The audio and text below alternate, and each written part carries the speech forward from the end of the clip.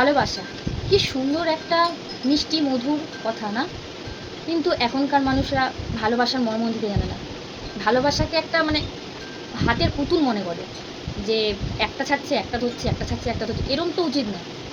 যাকে ভালোবাসো তাকে মন থেকে ভালোবাসো, এই না যে রূপ দেখে ভালোবাসে। এখনকার ছেলেরা তো সব রূপ দেখেই ভালোবাসে, ছেলে বলো আর মেয়ে সবাই তাই। আমি কি বলবো, এখনকার মানে ছেলে মেয়ে সবাই দেখে ও কত সুন্দর স্মার্ট আছে, বডি আছে, আর মেয়েদেরও রূপ দেখে সব ছেলেরা।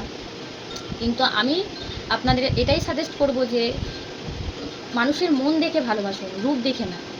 রূপ তো সবারই আছে, মনটা দেখো যে মেয়েটা কেমন বা ছেলেটা কেমন। সে সারা জীবন তোমাকে মানে তোমাকে হাত ধরে তোমাকে সারা জীবন হাসি খুশি রাখতে পারবে, এরকম একটা ছেলে মেয়ে খোঁজো না। তোমরা এরকমভাবে কেন করছো? ভালোবাসা বলে কৃষ্ণ রাধা এত সুন্দর মানে প্রেমের কাহিনী ওদের, তো ওদের দেখেও তো কিছু শেখা যায়। ভালোবাসা কখনোই মানে হাতের পুতুল হতে পারে না। এটা সুন্দর একটা ফুলের মতো একটা সুন্দর জিনিস আমার কাছে ভালোবাসা।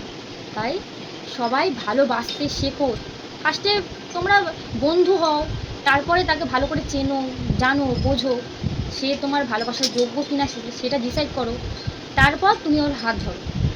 এরকম এরকম করো না যে না কদিন পর দুদিন গেল ছেড়ে দেবো, আরেকটা তো পেয়েই যাবো, এরকম করো না তোমরা।